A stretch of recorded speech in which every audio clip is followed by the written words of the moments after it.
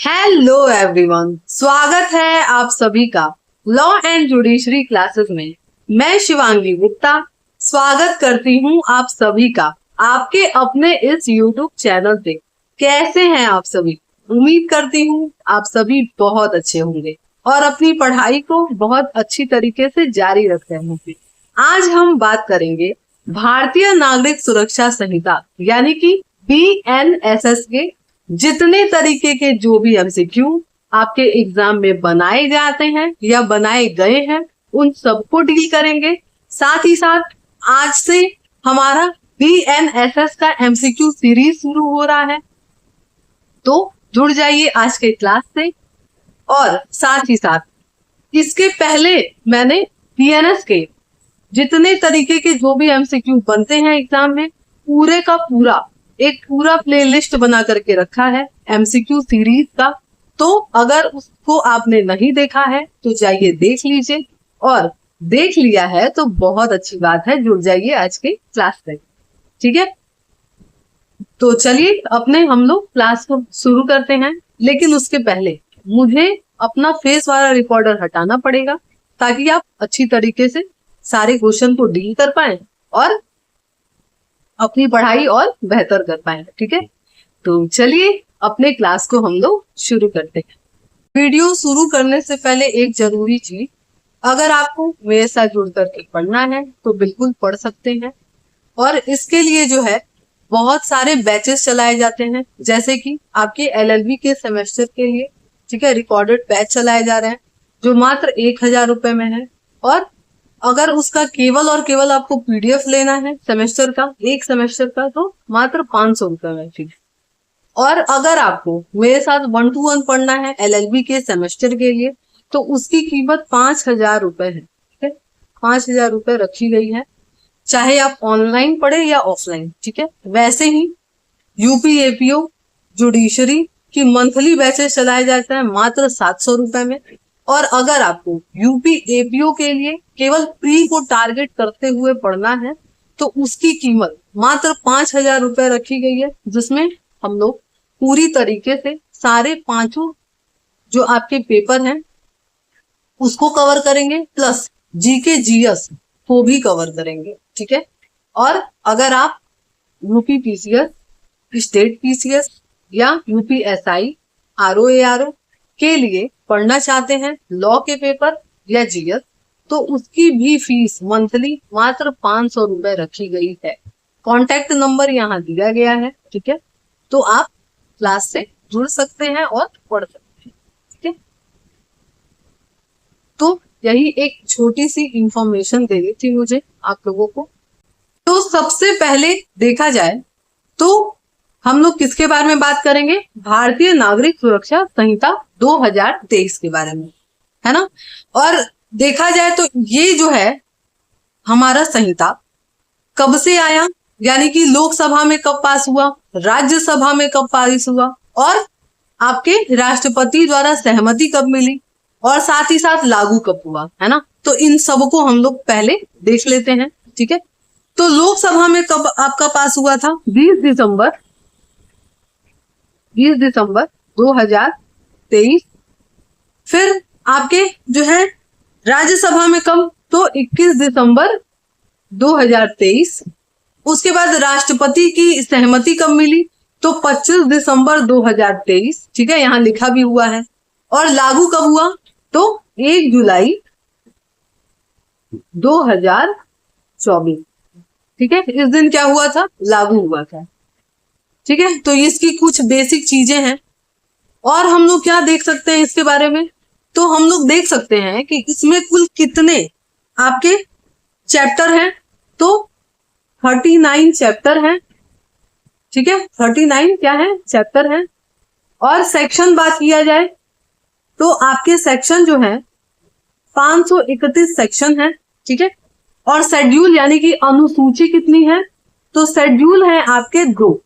ठीक है, तो ये इसके लिए कुछ बेसिक चीजें थी इसके बारे में जो आपको जानना ही चाहिए। ठीक है, शुरू करने से पहले इस आपके भारतीय नागरिक सुरक्षा संहिता को। ठीक है, चलिए अब हम लोग सबसे पहले क्या देखेंगे? तो हम लोग देखेंगे प्रारंभिक, ठीक है, और ये कहां से कहां तक है, तो धारा 1 से 5 तक है, ठीक है। चलिए अब हम लोग अपने पहले क्वेश्चन को देखते हैं कि हमारा पहला क्वेश्चन कहता क्या है, ठीक है। क्या है हमारा पहला क्वेश्चन? तो पहला क्वेश्चन लिखा हुआ है कि बीएनएसएस को राष्ट्रपति की सहमति कब मिली थी। बताने की जरूरत है, अभी हम लोगों ने देखा कब, 25 दिसंबर 2023, ठीक है। चलिए नेक्स्ट क्या लिखा है कि बीएनएसएस के प्रवर्तन की तिथि, है ना, कब से जो है हमारा बीएनएसएस जो है वो लागू हुआ। तो कब से लागू हुआ बताइए?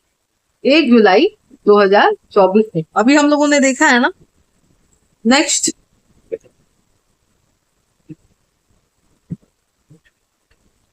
क्या लिखा है कि बीएनएसएस 2023 विभाजित है कितने में, तो 39 चैप्टर और 350, सॉरी माफ कीजिएगा, 531 सेक्शन, यानी कि 39 अध्याय है और 531 धाराएं हैं, ठीक है।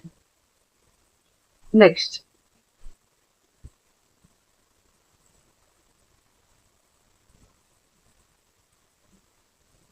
क्या लिखा है क्वेश्चन?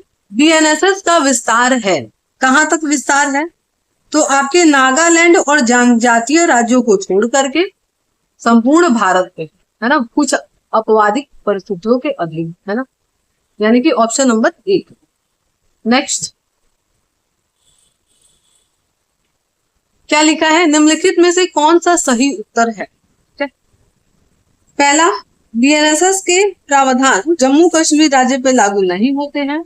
दूसरा क्या कह रहा है? बीएनएसएस के सभी प्रावधान नागालैंड राज्यों पर लागू नहीं होते, ठीक है। तो देखा जाए तो दोनों ही गलत है ना, दोनों ही, क्योंकि भाई अब जो है संपूर्ण भारत में लागू होता है, तो इसका तो सवाल ही नहीं उठता। और नागालैंड पे सभी नहीं भाई, कुछ कुछ तो प्रावधान लागू होते हैं, है ना, तो ये दोनों ही गलत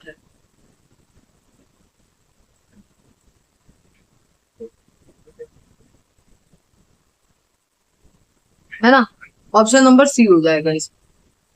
नेक्स्ट क्या लिखा है? बीएनएसएस का अध्याय, देखिए इसीलिए हम वहां बताए नहीं है कि कौन सा अध्याय लागू होता है और कौन सा नहीं, ठीक है। तो क्या लिखा है? बीएनएसएस का अध्याय 9, 11 और आपका 12 से संबंधित प्रावधान के सिवाय क्या जो है वो कहाँ पे लागू नहीं होगा, ठीक है, इन तीनों को छोड़ करके, तो नागालैंड, ठीक है, नागालैंड पे केवल बीएनएसएस का अध्याय 9, 11 और 12 ही लागू होता है, ठीक है। नेक्स्ट क्या लिखा है? कथनों पे विचार करना है।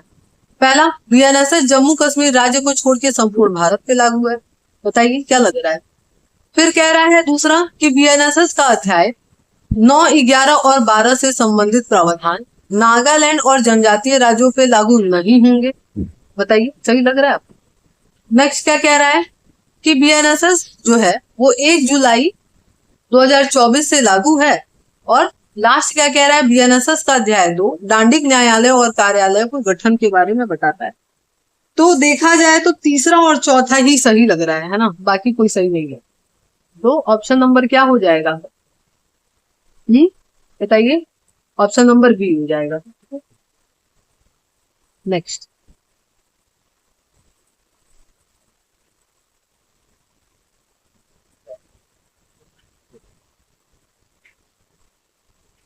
क्वेश्चन है, बीएनएसएस के अध्याय 1 के प्रयोजन के लिए जनजातीय क्षेत्रों का क्या अर्थ है ना, तो क्या अर्थ है बताइए? तो ऑप्शन नंबर सी, है ना, असम, जैसा कि 6वीं अनुसूची के पैरा 20 के तहत कहा गया है, ठीक है। नेक्स्ट हम लोग किस पे आते हैं? जमानत और बंद पत्र पे। क्या लिखा है कि जमानत शब्द को बीएनएसएस की किस धारा में परिभाषित किया गया है ना, तो बताइए बेल को किस धारा में परिभाषित किया गया है? तो आपका सेक्शन 2 क्लॉज सी, है ना, ये किसके बारे में बताता है? बेल के बारे में बताता है। ठीक है, नेक्स्ट क्या लिखा है? बीएनएसएस में परिभाषित जमानत का अर्थ होता है छोड़ा जाना। किसी अपराध के अभियुक्त व्यक्ति, किसी अपराध के घटित होने वाले संदिग्ध व्यक्ति, किसी अपराध के लिए दोष सिद्ध व्यक्ति। बताइए, तो ऑप्शन नंबर डी हो जाएगा, है ना? किसी अपराध का अभियुक्त व्यक्ति भी और संदिग्ध व्यक्ति। नेक्स्ट क्या लिखा है? परिभाषा के अनुसार जमानत दी जा सकती है। किसके द्वारा दी जा सकती है? तो अधिकारी द्वारा भी और न्यायालय द्वारा भी। ठीक है, ऑप्शन नंबर डी। क्या लिखा है? जमानत पत्र शब्द को बीएनएस की किस धारा में परिभाषित किया गया है ना? जमानत पत्र, तो बताइए कहाँ परिभाषित किया है? आपकी सेक्शन 2D में। ठीक है, सेक्शन 2D। नेक्स्ट, बंद पत्र को कहाँ परिभाषित किया गया है? तो ठीक इसके बाद सेक्शन 2E में। ठीक है, जिसको हम लोग एक को बॉन्ड बोलते हैं और एक को बेल बॉन्ड बोलते हैं। ठीक है, नेक्स्ट क्या लिखा है? जमानतीय एवं अजमानतीय अपराध से रिलेटेड क्या कह रहा है? पहला क्वेश्चन, जमानतीय अपराध और अजमानतीय अपराध शब्द को कहाँ परिभाषित किया गया है? तो कहाँ परिभाषित किया गया है आपके?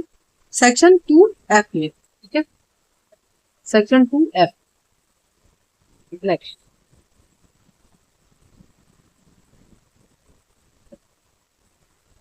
क्या लिखा है? जमानतीय अपराध का अर्थ है, तो क्या अर्थ है? बीएनएस बीएनएसएस के तहत प्रथम अनुसूची में या किसी अदर लॉ में अगर जमानती अपराध में दर्शाया गया है तो वो क्या है? जमानती अपराध।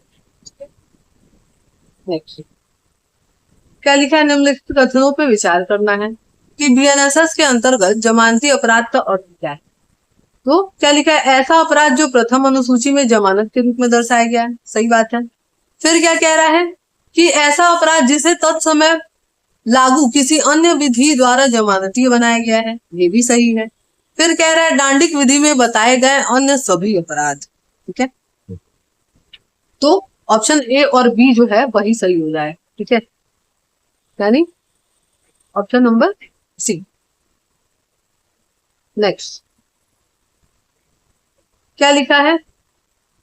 अजमानती अपराध का तात्पर्य ऐसे अपराध से है जहां अभियुक्त को जमानत पर नहीं छोड़ा जा सकता। जमानत देना न्यायालय के विवेक पे है, इसलिए जमानत देने के लिए विवेक का प्रयोग सुस्थापित सिद्धांतों के आधार पर किया जाना चाहिए।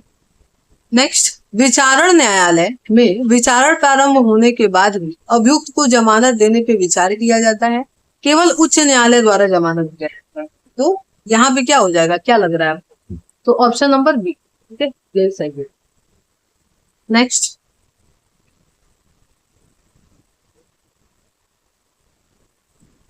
क्या लिखा है? संज्ञेय और असंज्ञेय अपराध। बीएनएस की धारा 2G में क्या है ना? तो संज्ञेय अपराध है। ठीक है, 2G में क्या है? संज्ञेय अपराध। नेक्स्ट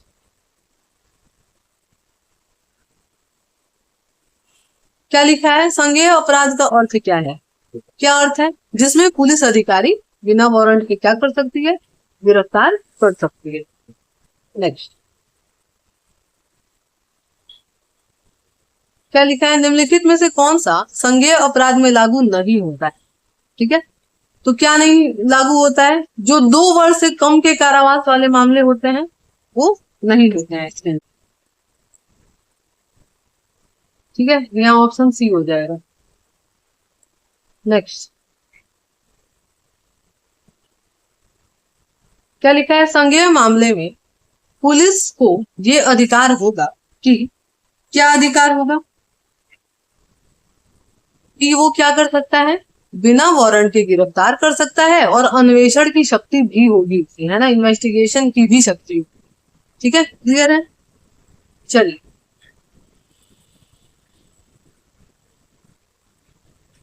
क्या लिखा है? असंज्ञेय अपराध, है ना, नॉन कॉग्निजेबल ऑफेंस।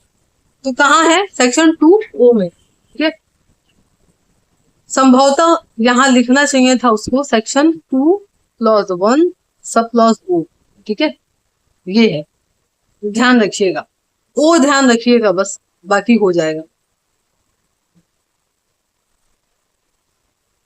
चलिए, क्या लिखा है? बीएनएसएस की धारा 2O के तहत असंज्ञेय मामला अपराध का अर्थ एक ऐसा मामला है जिसमें पुलिस अधिकारी क्या कर सकता है? बिना वारंट के गिरफ्तार नहीं कर सकता है। ठीक है, ऑप्शन नंबर बी। नेक्स्ट, क्या लिखा है? असंज्ञेय मामले में पुलिस को अधिकार है। क्या अधिकार है पुलिस को? लिखा है अन्वेषण करना और यहां तक कि बिना वारंट के अभियुक्त को गिरफ्तारी, अपराध का अन्वेषण लेकिन बिना वारंट की गिरफ्तारी नहीं, मजिस्ट्रेट के आदेश के बिना न तो अन्वेषण कर सकेंगे और ना ही गिरफ्तारी। भाई यही सही है ना, ऑप्शन नंबर सी ही सही है। नेक्स्ट,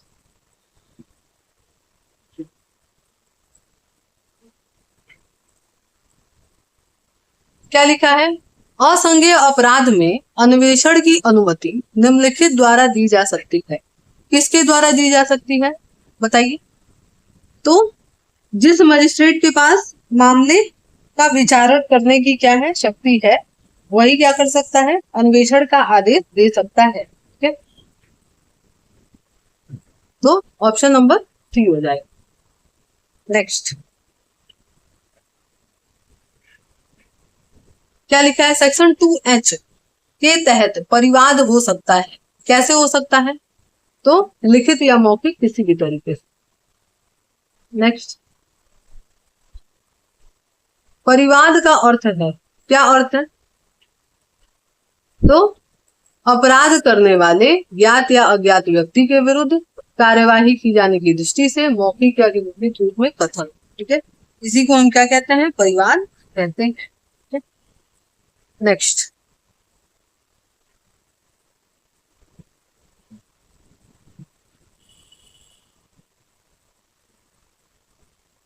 क्या लिखा है?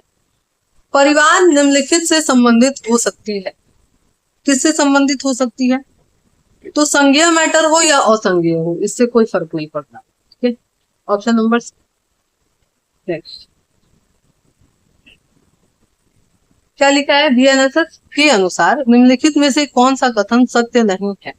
परिवार केवल ज्ञात व्यक्ति के विरुद्ध, भाई यही सही नहीं है ना, पहला ही सही नहीं, क्योंकि ज्ञात हो या अज्ञात हो दोनों के अगेंस्ट हो सकता है। नेक्स्ट, क्या लिखा है? परिवार का सबसे आवश्यक घटक क्या है? अवैध कृत्य का अभिकथन, फिर कह रहा है अधिकार के उल्लंघन का अभिकथन, शारीरिक क्षति का, कार्यवाही की जाने दृष्टि से अपराध का अभिकथन। तो यही सही है ना। नेक्स्ट, निम्नलिखित में से किसे विशेष रूप से बीएनएसएस की धारा 2H के तहत परिवार की परिभाषा से बाहर रखा गया है ना? तो किसको बाहर रखा गया है? पुलिस रिपोर्ट को बाहर रखा गया है। ठीक है, पुलिस रिपोर्ट। नेक्स्ट, क्या लिखा है? निम्नलिखित में से कौन सा कथन बीएनएसएस के सेक्शन 2H के तहत परिवार की परिभाषा के अंतर्गत नहीं आता है ना? क्या नहीं आता है? तो आपके अन्वेषण के बाद तैयार की गई पुलिस रिपोर्ट जो संज्ञेय अपराध के घटित होने को प्रकट करती है ना, यही नहीं आता है। नेक्स्ट,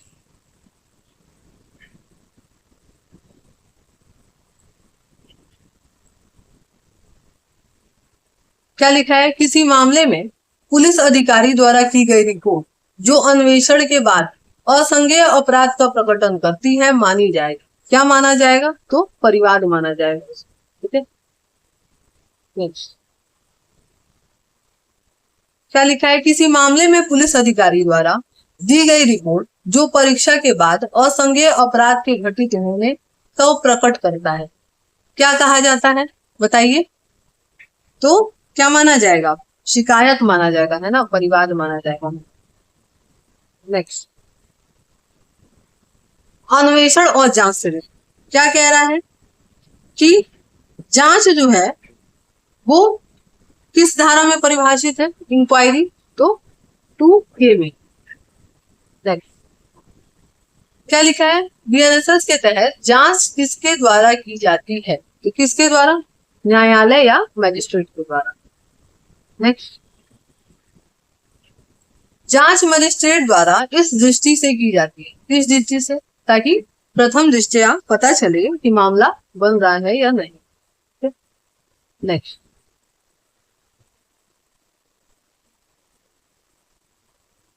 क्या लिखा है? बीएनएसएस में जांच के लिए निम्नलिखित में से कौन सा सही है ना? तो क्या कह रहा है कि यह एक मजिस्ट्रेट या न्यायालय द्वारा संहिता के तहत एक विचारण है। फिर क्या कह रहा है? यह मजिस्ट्रेट या न्यायालय द्वारा संहिता के तहत विचारण से भिन्न जांच है ना? तो यही सही हो जाएगा, है ना। विचारण से भिन्न क्या है? जांच है, क्योंकि विचारण के पहले ही होता है ना। नेक्स्ट,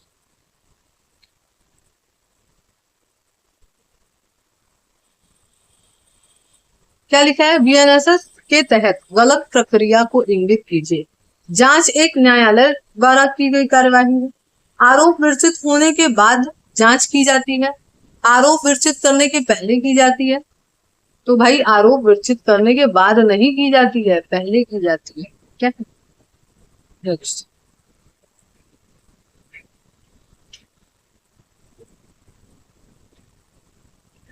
क्या लिखा है? निम्नलिखित में से कौन सा सही है?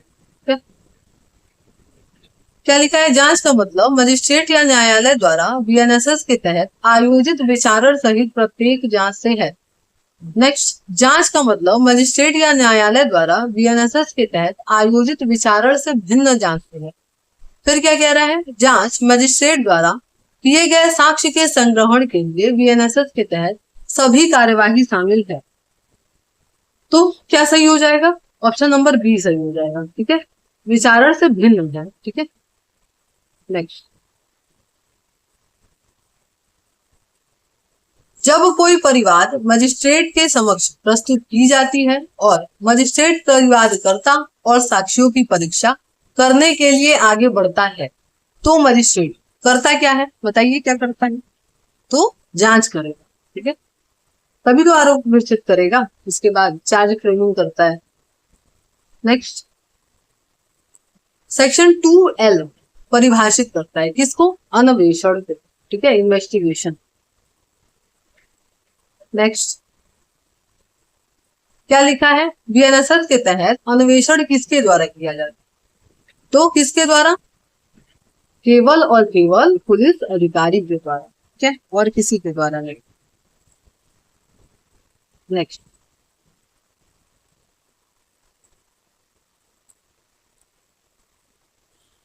क्या लिखा है? अन्वेषण का उद्देश्य है, क्या उद्देश्य है? तो अभियुक्त के विरुद्ध साक्ष्य एकत्रित करना।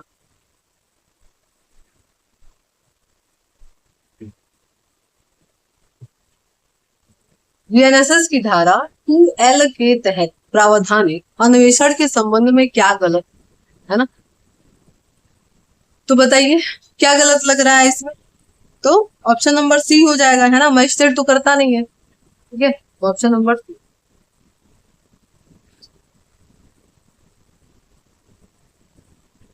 क्या लिखा है? निम्नलिखित पे विचार कीजिए।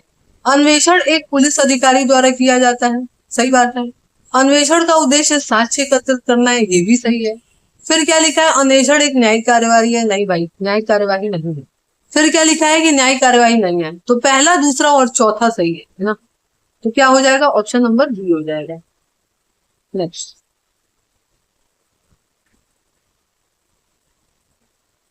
ठीक है, क्या कह रहा है? सही सुमेलित है ना। कौन सा सही सुमेलित है बताइए? कह रहा है मजिस्ट्रेट द्वारा की जाती अन्वेषण, नहीं भाई। फिर कह रहा है साक्ष्य एकत्रित करना जांच का काम है, नहीं। फिर कह रहा है सामान्यतः किसी दांडिक मामले की परीक्षा करना दूसरा चरण है, इसका जांच का। फिर कह रहा है अन्वेषण क्या है? न्यायिक कार्रवाई नहीं। तो तीसरा और चौथा सही लग रहा है ना। तो क्या हो जाएगा, ऑप्शन नंबर सी। नेक्स्ट,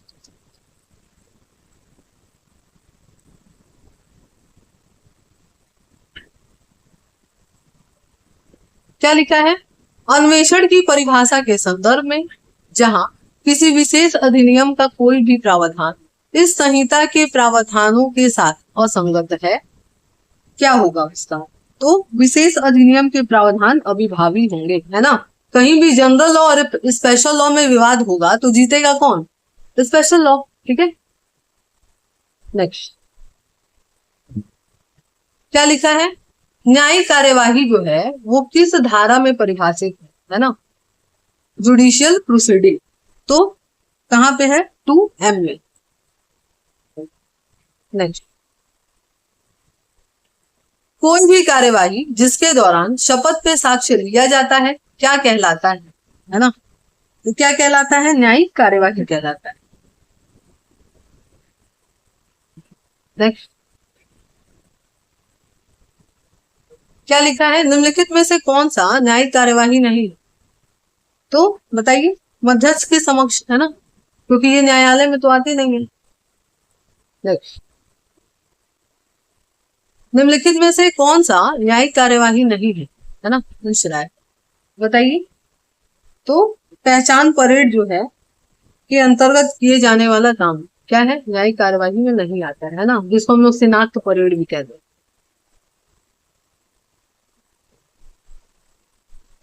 निम्नलिखित में से किस कार्यवाही को न्यायिक कार्यवाही के रूप में माना जाता है। तो कौन सा है आपका, जांच और विचारण। ठीक है,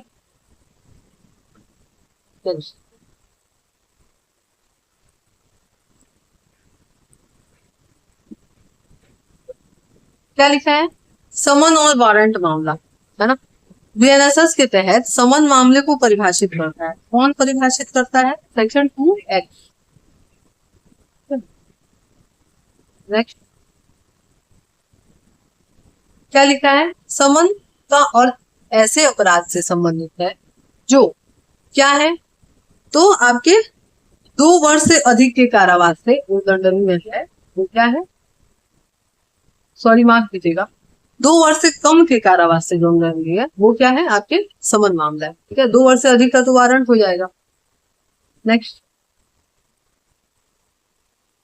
समन मामले का अर्थ है, क्या अर्थ है बताइए, ऐसा मामला जो क्या नहीं है, वारंट मामला नहीं है। ठीक है, यही सही हो जाएगा क्योंकि परिभाषा तो यही दिया गया है। नेक्स्ट, वारंट मामले को कहां परिभाषित किया गया है, तो 2Z में। ठीक है, 2Z में। नेक्स्ट,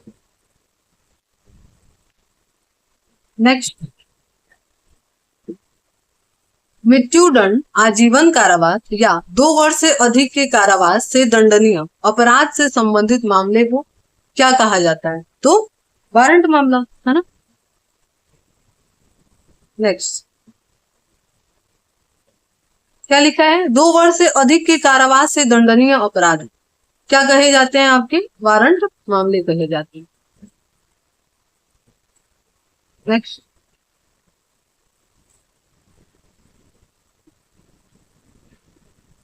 क्या लिखा है, वारंट मामले का तात्पर्य ऐसे मामले से है जो क्या है, आपके मृत्युदंड, आजीवन कारावास और 2 वर्ष से अधिक के कारावास से। ठीक है, नेक्स्ट, अब हम लोग आते हैं किस पे, विक्टिम, पीड़ित। कहां परिभाषित किया गया है, 2Y में। नेक्स्ट,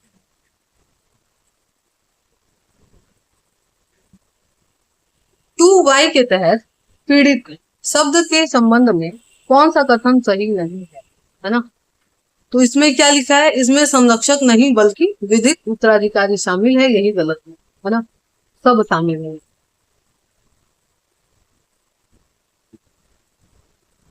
क्या लिखा है, पीड़ित शब्द के अंतर्गत कौन कौन आते हैं, तो सभी आते हैं। ठीक है, सभी। नेक्स्ट है, कौन सा सही सुमेलित नहीं है, क्या पूछ रहा है, बताइए कौन सा सही सुमेलित नहीं है। तो पीड़ित कहाँ है, 2Y में है ना, 2y में है ना? ठीक है, क्लियर। और बाकी सब तो सही सुमेलित है। चलिए नेक्स्ट।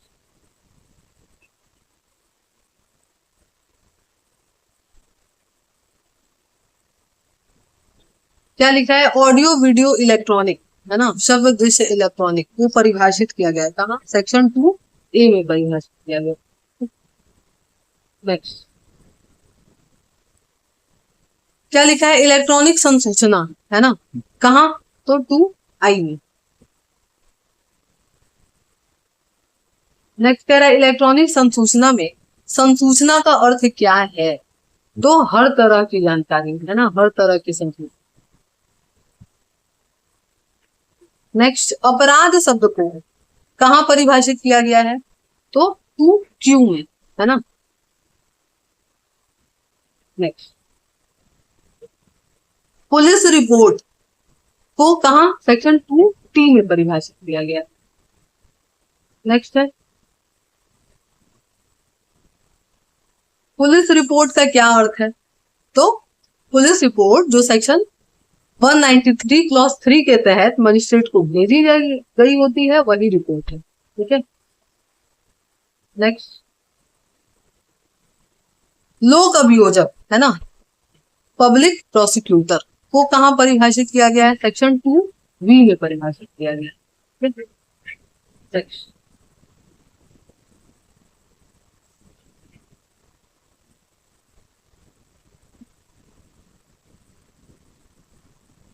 क्या लिखा है? बीएनएसएस की धारा 2B के तहत लोक अभियोजक का अर्थ है और उसमें शामिल है कौन है? तो जो धारा 18 में नियुक्त कोई व्यक्ति और उनके निर्देशों के तहत कोई व्यक्ति काम करता है, दोनों। नेक्स्ट, स्थानीय अधिकारी का, है ना, कहाँ परिभाषित किया गया है? Section 2N। N। नेक्स्ट, पुलिस थाने का भार साधक अधिकारी, है ना, ये कहाँ परिभाषित किया गया है आपको? तो सेक्शन 2R में।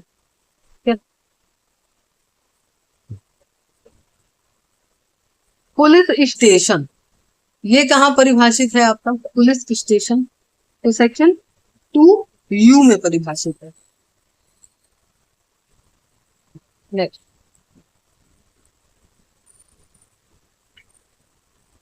क्या लिखा है? कौन सा सुमेलित नहीं है ना? तो बताइए, ये तो सुमेलित है, ये भी है, पुलिस रिपोर्ट भी है ना, और ये कहाँ है? V में है। ठीक है, V में। तो इसका मतलब क्या? यही सही हो जाएगा, है ना, यही सुमेलित नहीं है। नेक्स्ट, क्या लिखा है? सुमेलित करना है। ठीक है, तो परिवाद कहाँ है? बताइए, परिवाद कहाँ करेंगे? सबसे इजी क्या लग रहा है? परिवाद छोड़िए, सबसे इजी क्या लग रहा है? इंक्वायरी, है ना, जांच के में है। उसके बाद अन्वेषण कहाँ है? L में है। ठीक है, उसके बाद पीड़ित कहाँ है? Y में है। और परिवाद कहाँ है? H में है ना। तो पहले का दूसरा, दूसरे का तीसरा, फिर आपका हो गया तीसरे का चौथा, यानी कि दूसरा, तीसरा, चौथा और पहला देखा जाए।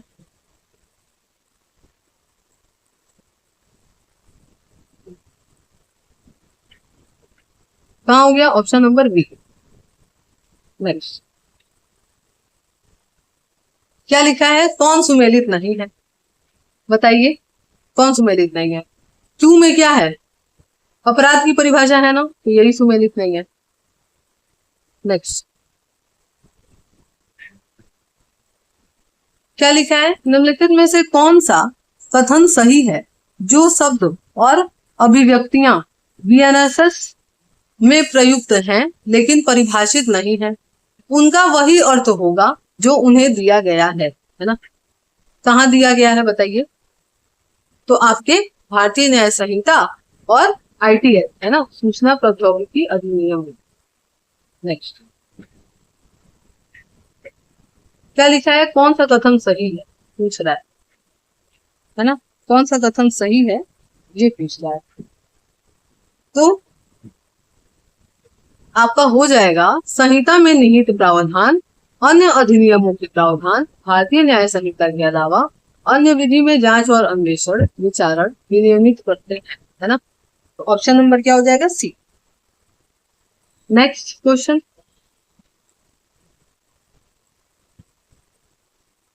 क्या लिखा है? यह शर्त कि भारतीय न्याय संहिता के तहत सभी अपराधों का विचारण बीएनएसएल के प्रावधानों के अनुसार किया जाएगा, किस धारा में ये बात कही गई? तो किस धारा में? धारा 4 में कही गई। ठीक है, नेक्स्ट,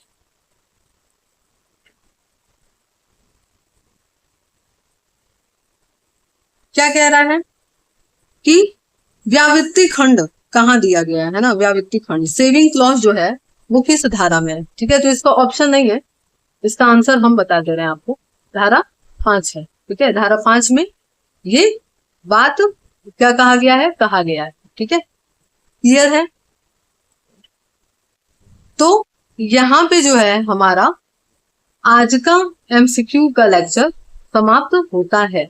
नेक्स्ट आपके एमसीक्यू के लेक्चर में हम लोग देखेंगे दंड न्यायालयों और कार्यालयों के गठन के विषय में और जानेंगे इसके आगे के प्रावधानों।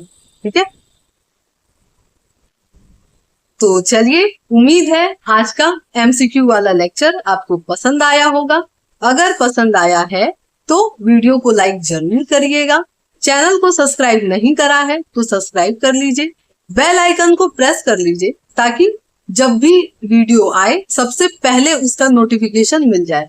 साथ ही साथ एक छोटी सी इंफॉर्मेशन देनी है आपको कि अगर आप यूपी एपीओ के लिए बैचेस चाहते हैं, पढ़ना चाहते हैं लॉ प्लस जीएस, तो बैचेस चलाए जा रहे हैं।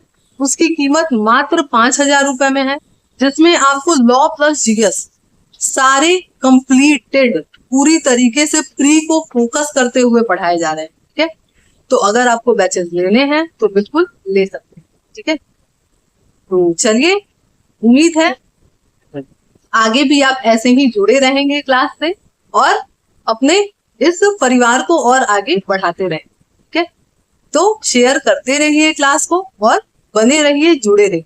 ठीक है, तो मिलेंगे अब कब? नेक्स्ट लेक्चर में।